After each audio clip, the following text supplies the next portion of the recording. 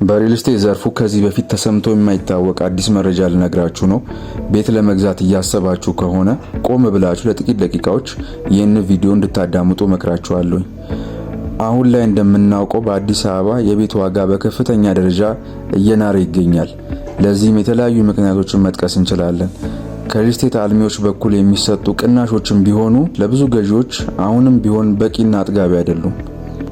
አብዛኛው ቤት ገዢ የሚፈልገው አቅሙን ያገናዘበ የረጅም ጊዜ ክፍያና ምንም አይነት የዋጋ ጭማሪ ወይም ፕራይስ ኤስካሌሽን የሌለበት መንገድ ነው።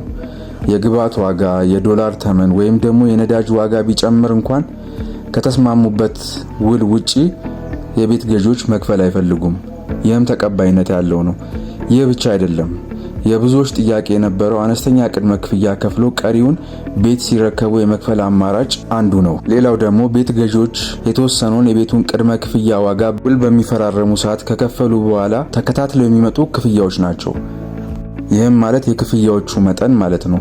የቤቱን 20%፣ 30% የሚጠየቁት ማለት ነው። ይህ ለብዙ ቤት ገዢዎች ተስማሚ ያሉንና ከእቅዳቸው ካላቸው አቅም በላይ የሆነ ሲሆን ይስተዋላል ብዙ ጊዜ። ስለዚህ ከቅድመ ክፍያ በኋላ የመጡት ክፍያዎች ፐርሰንታቸው አነስ ያለ እንዲሆን ብዙ የቤት ገዢዎች ይፈልጋሉ። ታዲያ አሁን የምነግራችሁ መረጃ ይህንን ሁሉ የቤት ገዢዎችን ፍላጎት በአንድ ላይ የሚያሟላ ዘመናዊ አፓርትመንት በመሃል መገናኛ እየተገነባ ይገኛል።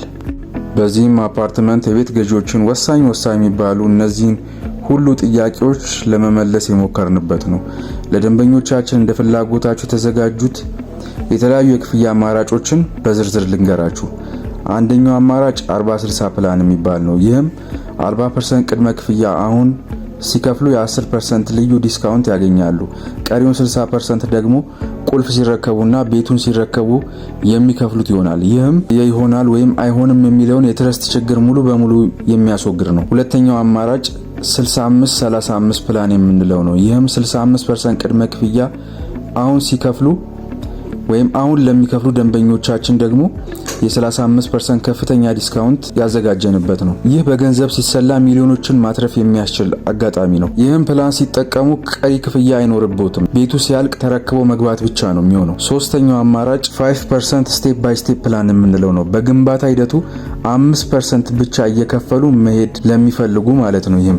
ይህ ቅድመ ክፍያውን 20%ቱን አሁን ከከፈሉ በኋላ ቀሪውን ክፍያ በግንባታው እድገት መሰረት 5% ብቻ እያደረጉ እስከ ርክክብ ድረስ በሂደት መክፈል የሚችሉበት ነው። ይኸውም በአንዴ ከፍተኛ ገንዘብ ወጪ ሳያደርጉ አቅሞን አጣጥመው ቤት የሚገዙበት መንገድ ነው። በዚህ መገናኛ ላይ በሚገኘው ፕሮጀክት ከስቱዲዮ እስከ ባለ3 መኝታ አፓርትመንቶች በጣም በተመጣጣኝ ዋጋ ማግኘት ይችላሉ። ተመጣጣኝ ስንል ከ2.7 ሚሊዮን ብር ጠቅላላ ክፍያ ጀምሮ በመገናኛ የቤት ባለቤት መሆን ይችላሉ። እነዚህ አፓርትመንቶች የቤት ገዢዎችን ዋና ጥያቄዎች በትክክል የሚመልሱ ናቸው። በተጨማሪ ስለ ፕሮጀክቱ የበለጠ መረጃ ማግኘት ወይም ቦታውን በአካል መጥተው ለመጎብኘት ከፈለጉ አሁኑኑ በስክሪኑ ላይ በሚታየው የስልክ ቁጥር ይደውሉልን አሊያም በዋትስአፕ መልእክት ያስቀምጡልን። ይህ መረጃና የቀረቡት የክፍያ አማራጮች ለቤት ገዢዎች ይጠቅማሉ ወይም አይጠቅሙም የሚለውን ሀሳቦትን በኮመንት ላይ ያስቀምጡልን። ቪዲዮውን ላይክ እና ሼር ማድረግዎን እንዳይረሱ። መልካም ጊዜ ይሁንላችሁ።